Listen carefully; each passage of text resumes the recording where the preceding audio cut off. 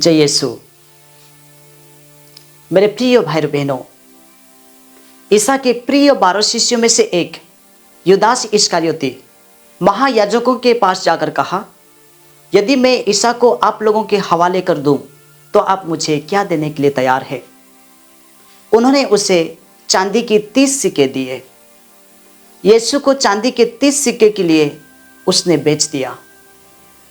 ईसा 12 शिष्यों के साथ जब भोजन कर रहे थे, भोजन के दौरान ईसा ने कहा, मैं तुम लोगों से कह देता हूँ, तुम में से ही एक मुझे पकड़वा देगा।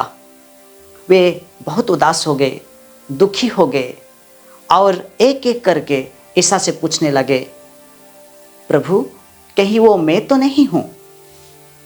आप जानते हैं, युदास इस्करियोती ने भी ईसा से पूछा, गुरुवर कहीं वो मैं तो नहीं हूँ।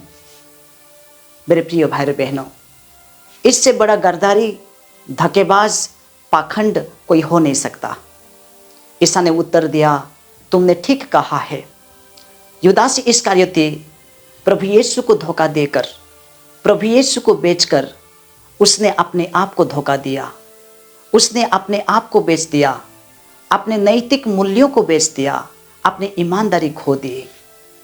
मेरे प्रिय भाई बहनों, आज समाज में धन प्राप्ति के लिए, नाम और प्रसिद्धि के लिए, पद और सत्ता के लिए लोग बहुत नीचे गिर सकते हैं। अपने सुख सुविधाओं के लिए, अपने स्वार्थी उद्देश्य के लिए किसी को भी गिरा सकते हैं।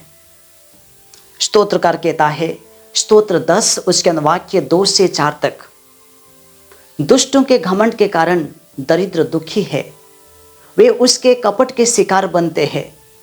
दुष्ट अपनी सफलता की डींग मारता है, लोभी प्रभु की निंदा और तिरस्कार करता है और सोचता है ईश्वर है ही नहीं।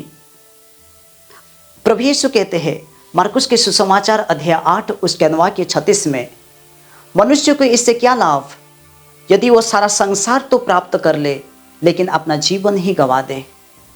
मेरे प्रिय भाई बहनों, इसलिए ईसा सूली पर लटकना बेहतर समझा। सूली पर लटकना बेहतर है, लेकिन समझौता करना स्वीकार नहीं है। अनैतिक जीवन जीना स्वीकार नहीं है। मेरे प्रिय भाई बहनों, यीशु को समझौता करने के लिए रिश्वत नहीं दी जा सकती। वे पूरी तरह से समझौताहीन है। आज ईश्वर उन लोगों के तलाश में है जो समझौता किए बिना ईश्वर की सेवा कर सके, दूसरों की सेवा कर सके। मेरे प्रिय भाई बहनों, आप ऐसे मानसिकता को अपनाइए जो सहयोगी हो, खुले और समझदार हो, प्रगतिशील हो और दूसरों की भावनाओं को, दूसरों के विचारों को, दूसरों के व्यवहारों को महत्व दे, लेकिन सत्य और नैतिकता पर कभी भी समझौता ना करें।